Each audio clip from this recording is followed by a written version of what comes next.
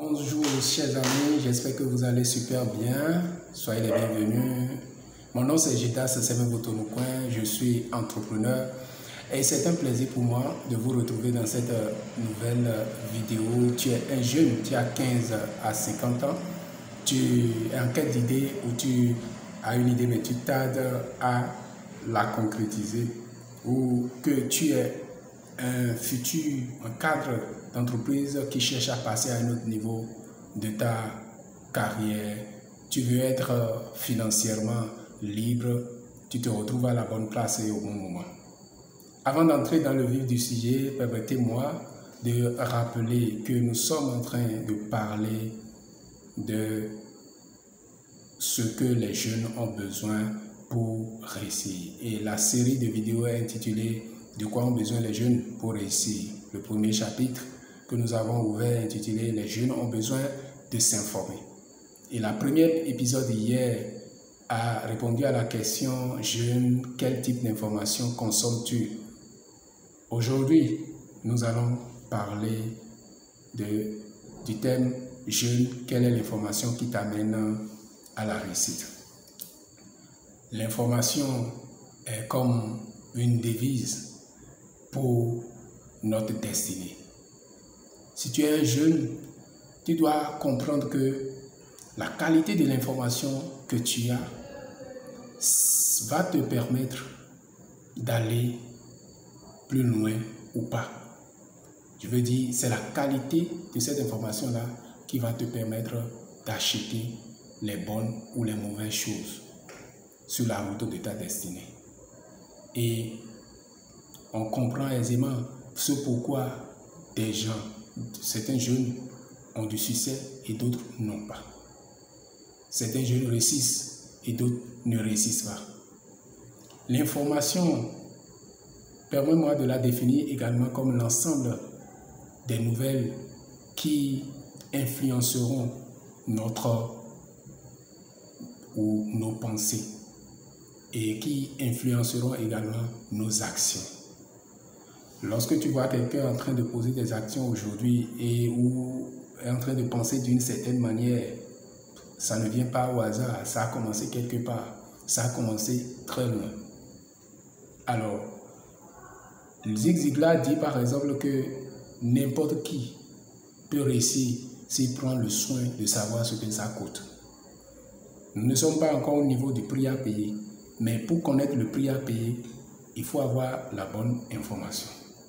Alors, quelle est l'information alors qui t'amène au succès? L'information qui t'amène au succès, c'est le fait de découvrir le principe actif de cette information. Notez bien cela. C'est le principe actif de l'information que tu as. Comment ça marche? Comment ça fonctionne? Regarde, depuis des semaines, des mois, des années, tu as lu des livres. C'est bien, c'est très bien de lire des livres. Tous les gens à succès lisent des livres. Mais tous ces livres que tu as lus là, quel résultat tu as produit avec? Tu n'as pas eu de résultat. Il fut un moment où je lisais tellement de livres, je savais que j'allais écrire au premier livre, mais je n'écrivais jamais. C'est comme si quelque chose me bloquait. Il faut découvrir le principe actif de l'information ou des informations que tu es en train de consommer. Et dès que je suis parvenu à ce niveau-là, par rapport à ce besoin d'écriture, paf, j'ai écrit mon premier livre en 2015. Qui est intitulé « Pourquoi êtes-vous sur la terre ?» Et c'est ainsi que ça s'est déclenché. Le principe actif, pour comprendre cela, prenez les médicaments. Quand nous allons en pharmacie, nous achetons les médicaments, généralement il y a une notice à l'intérieur. La notice, généralement, il y a une multitude d'informations. En tout cas, c'est un petit papier, mais tellement il y a de choses qui sont écrites là-dessus. Et pour être honnête, je ne m'en sors pas généralement. Finalement, on écrit quelque part où le pharmacien ou quelqu'un vous dit il faut aller voir votre médecin ou votre docteur, ou un spécialiste comme le pharmacien, par exemple. Et si tu, à l'un de ceux-là, à l'un de ces personnes, quand tu donnes ce papier, eux, ils s'en sortent facilement. On ne dit pas, voilà, madame ou bien monsieur, ce médicament, il faut le prendre 1 ou 2 matin, midi, et puis, et puis c'est réglé. Alors que toi, tu te perdais depuis. Donc, tu vois, en quelques secondes, on t'a dit ce qu'il faut faire.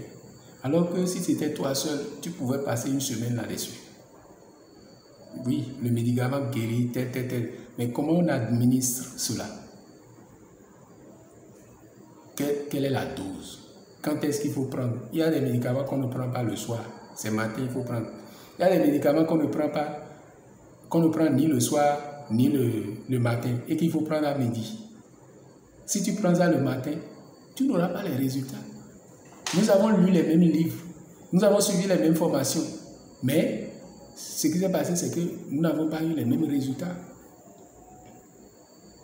Voilà le défi de la jeunesse aujourd'hui par rapport à la réussite. Beaucoup ont de la volonté, ils lisent, ils font tout, mais ça ne marche pas. Ça, c'est la première chose. La deuxième chose, et je t'invite à être très attentif, c'est que lorsque nous sommes jeunes, nous ne sommes pas, comme certains ont l'habitude de dire de façon brute, nous ne sommes pas venus d'un arbre ou venus du hasard, nous sommes venus d'une famille. Nous avons un père, nous avons une mère, nous avons un tuteur, une tutrice. Nous avons grandi dans un cercle. Et ce que je veux vous dire est tellement fort. Ce cercle-là, cette communauté-là nous impacte. Tu n'as pas le choix. Que tu le veuilles ou pas, cette communauté t'a impacté.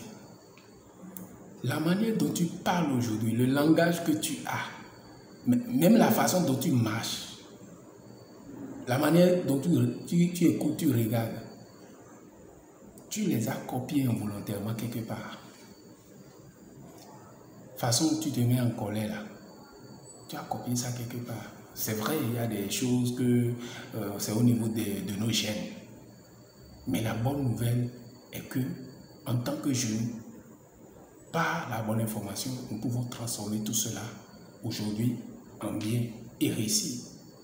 Donc, je disais, ta façon de parler, de penser, vient de quelque part. On dit les pensées, mais les pensées viennent de quelque part. Les émotions, mais les émotions, les types d'émotions que tu as viennent de quelque part. Donc, ça vient de l'éducation.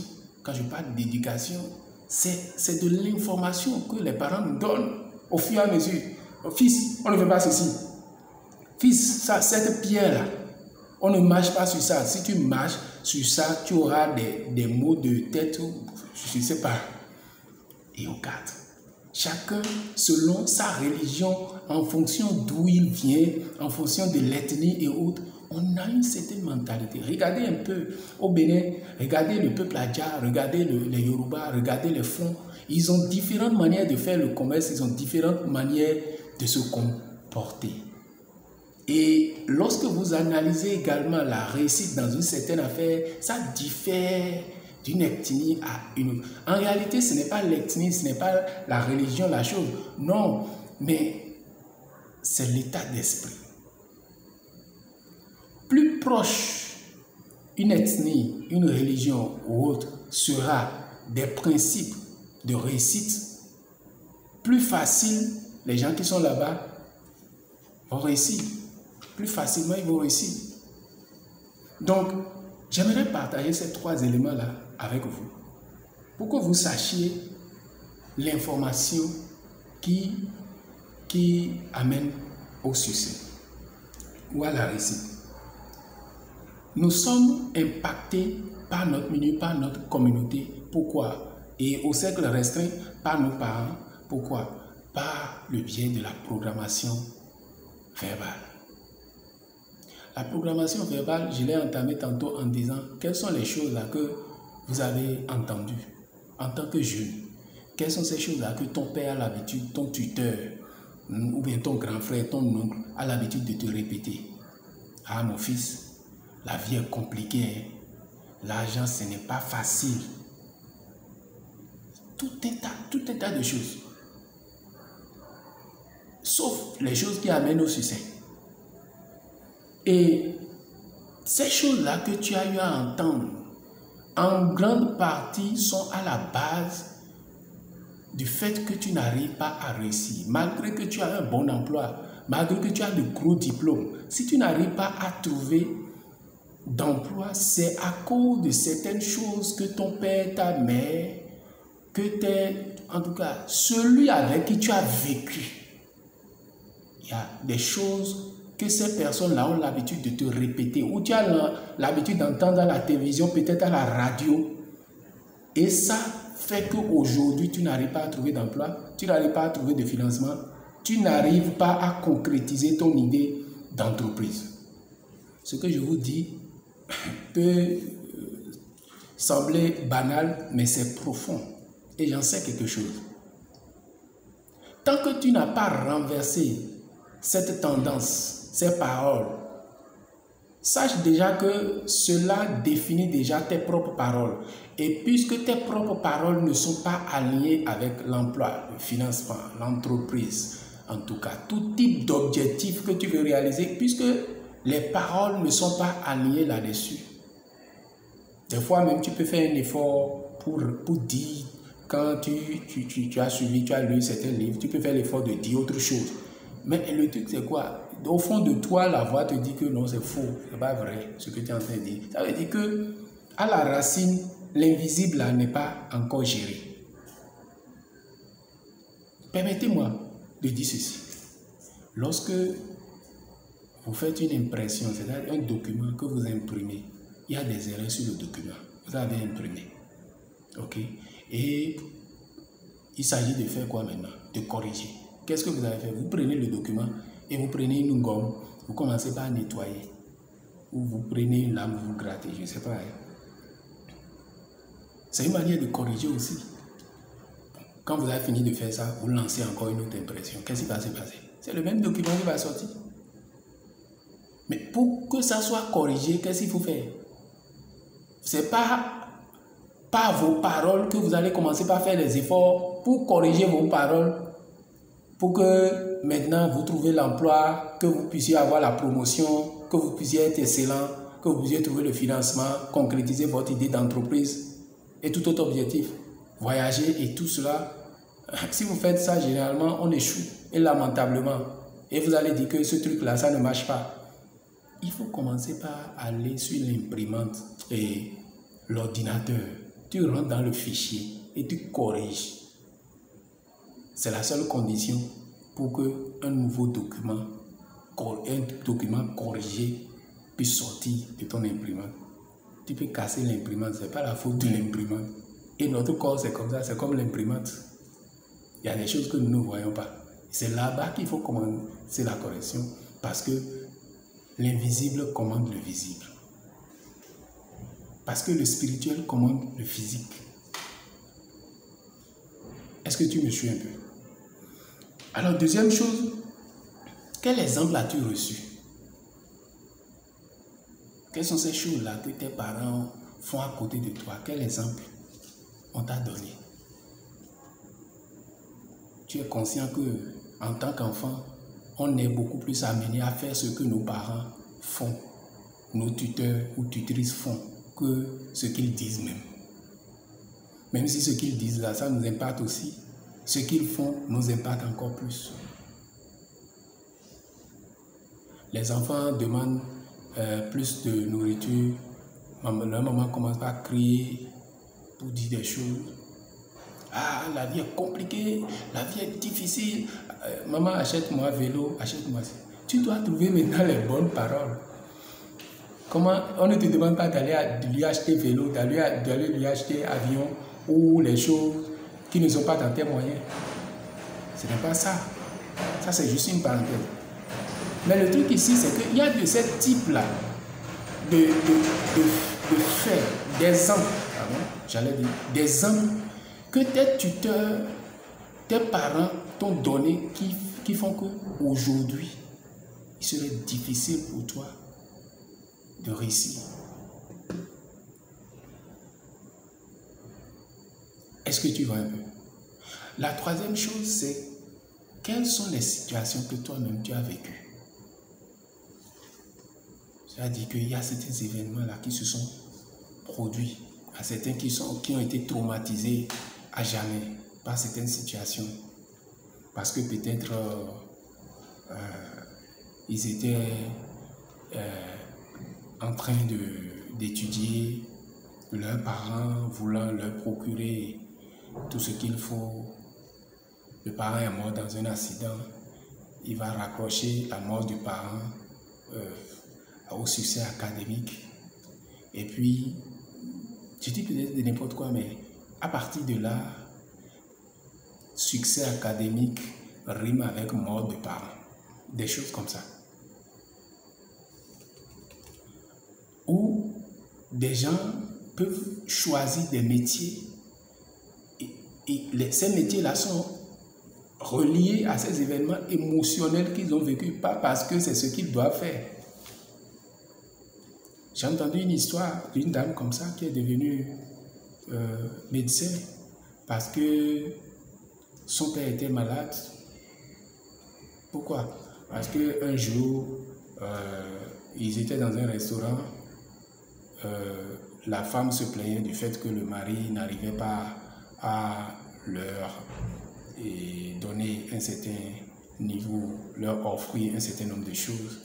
Le mari, face aux paroles de la maman, était choqué et a piqué une crise devant sa fille. La fille qui avait fait un peu, s'y connaît un peu en massage cardiaque, a essayé de réanimer le père, mais n'a pas pu. Et le père est mort ici. Et à partir de là, deux choses se sont produites. La première chose, c'est que la fille est devenue infirmière parce que psychologiquement, elle essayait toujours de sauver son père.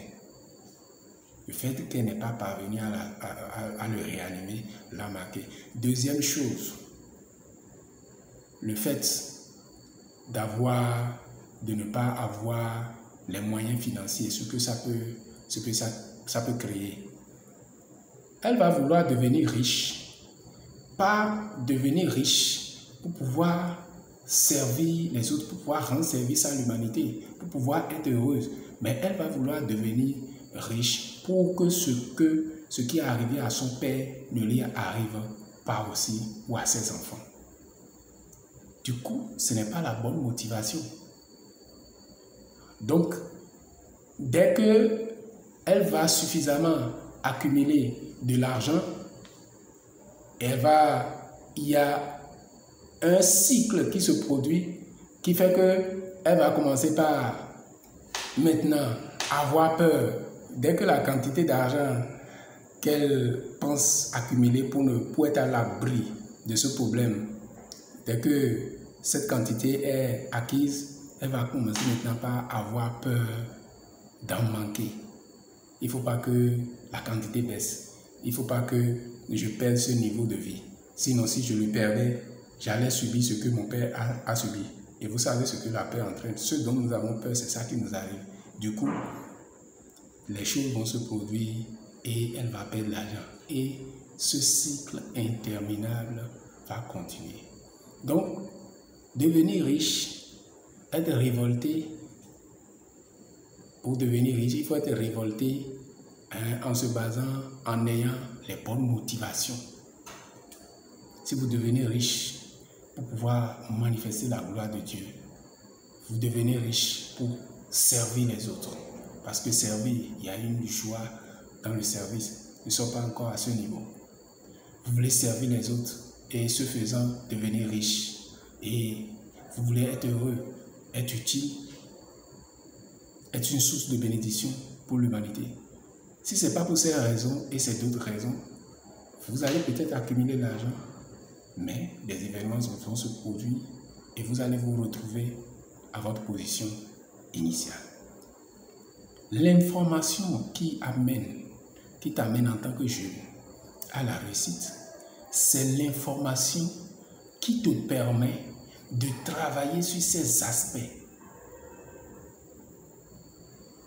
Si tu as entendu des choses, si tu as vu des choses autour de toi ou chez tes parents, si tu as vécu des choses qui aujourd'hui font que tu n'arrives pas à réussir, l'information, le type d'information qui te permet de réparer ce fait est l'information qui t'amène au succès. Donc, c'est l'information là qu'il faut rechercher. Autrement dit, ceux qui ont du succès dans ce que je cherche à faire, ceux qui ont du succès dans qui je cherche à être, ceux qui ont du succès dans ce que je cherche à avoir, il faut que j'aille vers ceux-là. Ça peut être par des livres, ça peut être par des conférences. Et lorsque j'ai l'information, je dois creuser afin de toucher le principe actif. Comment ça marche vraiment? Il ne suffit pas de lire seulement pour jouer au connaisseur. Dès que je touche le principe actif, j'applique, ça doit marcher. Rappelez-vous de l'exemple de la notice pour les médicaments. Comment ça marche? Voilà ce que j'ai voulu partager avec vous sur cet deuxième épisode de l'information dont vous avez besoin pour avoir de la réussite. Comme je vous ai dit, c'est une nouvelle chaîne. Nous travaillons à améliorer les choses. Nous sommes ouverts à vos suggestions. Et je vous invite surtout à partager la vidéo, partagez-la au maximum autour de vous. Nous allons aborder la troisième partie de ce chapitre qui est qu'est-ce qu'il faut faire maintenant. Prenez le rendez-vous. D'ici là, portez-vous bien et ciao, ciao.